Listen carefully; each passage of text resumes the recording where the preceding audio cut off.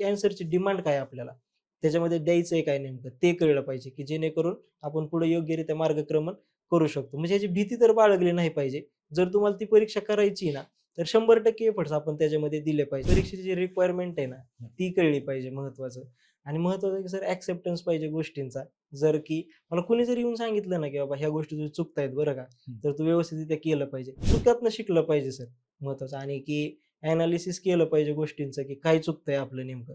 तर त्या गोष्टींचं व्यवस्थित ॲनालिसिस जर झालं, तर त्यातनं आपल्याला मार्गक्रमण करू शकतो. जी परीक्षा तुम्ही आत्ता फोकस करताय ना, ती परीक्षा म्हणजे शेवटचा अटेम्प्ट म्हणूनच दिला पाहिजे. बरोबर. कारण त्यावेळेस आपले जे पोटेन्शियल्स असतात, ते स्किल्स असतात, ते सगळे आपण पणाला लावतो. संगत पण चांगली पाहिजे, हं. मित्र चांगले पाहिजेत महत्त्वाचं, की आता माझ्या ज्या प्रिपरेशनमध्ये ज्यावेळेस मला कंटिन्युअसली 2 वर्ष फेल्युअर आलं.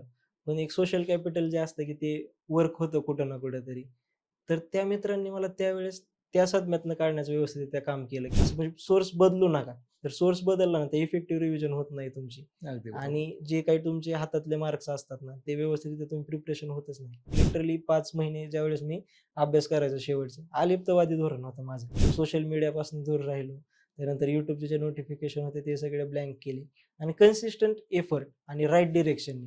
म्हणजे गोष्टी जर कोणी मला सांगितल्या, की ह्या चुकत्यात तुझ्या, तर 100% मी त्याच्यावर सेल्फ इंट्रोस्पेक्शन करायचो म्हणजे करायचो. तर काय स्ट्रॅटेजी होती? कारण बऱ्याच जणांना तुम्हाला माहिती आहे, की एम-पी-एस-सी असेल, यू-पी-एस-सी असेल, टॉपरची स्ट्रॅटेजी ऐकायची असते. हं, तशा अपेक्षा ठेवून बसलेले आहेत लोकं. हां, नक्कीच. कशी होती स्ट्रॅटेजी?